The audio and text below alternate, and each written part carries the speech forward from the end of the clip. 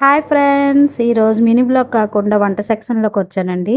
ఈరోజు 2 కూరలు వండుతున్నాను. తర్వాత రసం పెడుతున్నాను. 2 కూరలు ఎందుకు వండుతున్నాను అంటే, మా వారికి బంగాళదుంప ఎక్కువ ఇష్టం ఉండదు. కాకపోతే మాకని కొంచెం ఇష్టంగా కొంచెం బంగాళదుంప, అతనికైతే చిక్కుడుగాయ కోకోనట్ కొంచెం తురిమేసేసి ఫ్రై అయితే చేస్తున్నాను. దానికి కావాల్సిన పదార్థాలు ఏంటంటే, ఫస్ట్ చిక్కుడుగాయ కోకోనట్ ఫ్రై అయితే చేసేస్తున్నానండి. దానికి కావాల్సిన పదార్థాలు ఉల్లిపాయ ముక్కలు, తర్వాత నూనె, జీలకర్ర, ఆవాలు, కొంచెం వెల్లుల్లిపాయలు, పచ్చికారం వేసి కొంచెం పేస్ట్‌లా చేసుకున్నాను అది.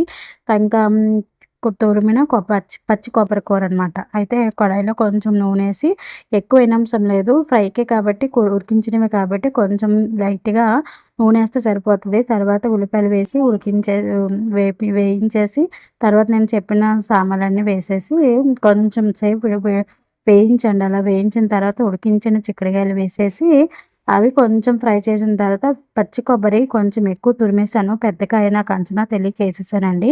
అయితే అందులో కొంచెం చిక్కుడుగాయలు తక్కువ ఉన్నాయి కాబట్టి కొబ్బరికాయ తగ్గించాను.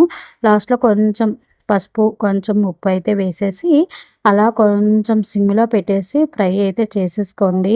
జన్మధన్యం అయిపోతదండి. ఉట్టు చిక్కుడుగాయ ఫ్రై చేసుకొని తినేయాలనిపిస్తది. లాస్ట్‌లో నేను దంచిన వెల్లుల్లిపాయలు, పచ్చికారం వేసేసి దాన్నంతా అలా లైట్‌గా సిమ్‌లో పెట్టి ఫ్రై చేసేసుకుంటే సరిపోద్దండి. ఎక్కువ ఉడికించిన అవసరం లేదు. అయితే కూర అయితే ఎక్సలెంట్‌గా వచ్చిందండి. మా వారికైతే పిచ్చి పిచ్చిగా నచ్చేసింది. ఇలా చేయొచ్చు కదా! ఎప్పుడు రొటీన్‌గా చేస్తున్నావు అంటున్నారని నేను ఇలా ట్రై చేశాను. అయితే పచ్చి కొబ్బరి కూర ఎంతమందికి ఇష్టమో చెప్పండి. నాకైతే ఆ పచ్చి పాలు తియ్యగా నోట్లోకి వెళ్తుంటే ఇంకా తినాలనిపిస్తదనమాట కొబ్బరి కూర. మేమంతా మా ఫ్యామిలీ మొత్తం కొబ్బరికాయలు పిచ్చోళ్ళమనమాట. పచ్చి కొబ్బరికాయలు కనబడితే ముక్కలో బెల్లం కలుపుకొని అయితే తినేస్తాము. ఈరోజు బ్లాగ్ అయితే ఇదండి. ఈరోజు ఫుడ్ సెక్షన్‌లోకి అయితే వచ్చాను. ఇప్పుడైతే టేస్ట్ అయితే చేయట్లేదు. తర్వాత అన్నంతో పాటు తింటాననమాట.